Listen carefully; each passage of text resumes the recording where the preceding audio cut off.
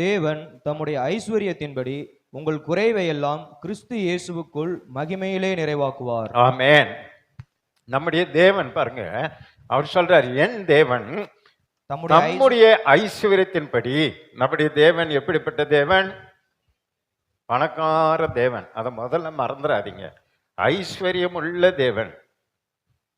ஐஸ்வர்யத்தின்படி உங்கள் குறைவை எல்லாம் கிறிஸ்து இயேசுக்குள் மகிமையில என்ன பண்ணுவாராம்? நிறைவாக்குவார். பிதாவாகிய தேவன் பெரிய பணக்காரர். வானமும் பூமியும் அவருடையது, வெள்ளியும் பொண்ணும் அவருடையது, எல்லாமே அவருடையது. அப்படிப்பட்ட தேவன் உங்களை பாருங்க, உங்கள் குறைவுகள் எல்லாம் கிறிஸ்து இயேசுக்குள் தான் மகிமையில நிறைவாக்குவார். உங்களுக்கு ஒரு ஆசீர்வாதம் வேணும்னா, பிதாவாகிய தேவனிடத்துல இருந்து ஒரு ஆசீர்வாதத்தை நீங்க பெற்றுக்கொள்ளணும்னா அங்க இயேசு கிறிஸ்து வேணும். சொல்லுங்களேன். இயேசு கிறிஸ்துவை அறியாமல், இயேசு கிறிஸ்துவை ஏற்றுக்கொள்ளாமல், இயேசு கிறிஸ்துவினுடைய நாமத்தினால நீங்க ஜெபிக்காம, இயேசு கிறிஸ்துவை நேசிக்காம, இயேசு கிறிஸ்துவை விசுவாசிக்காம, இயேசு கிறிஸ்துவினுடைய உபதேசத்தை பின்பற்றாம, இயேசுவை நீங்க ஒதுக்கி வைத்து விட்டு பரலோக ஆசீர்வாதத்தை பெறவே முடியாது.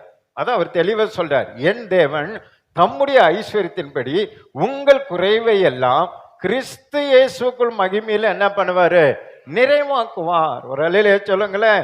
அப்ப கிறிஸ்து இயேசு கிறிஸ்துவின் மூலமாக உங்களை நிறைவான ஒரு ஆசீர்வாதத்தை கர்த்தர் நமக்கு தரும்படிதான் பிதாவாகிய தேவன் இயேசு கிறிஸ்துவை இந்த பூமிக்கு அனுப்பி தந்தார். புரியுதுன்னா? ஒரு அலையிலே சொல்லுங்க.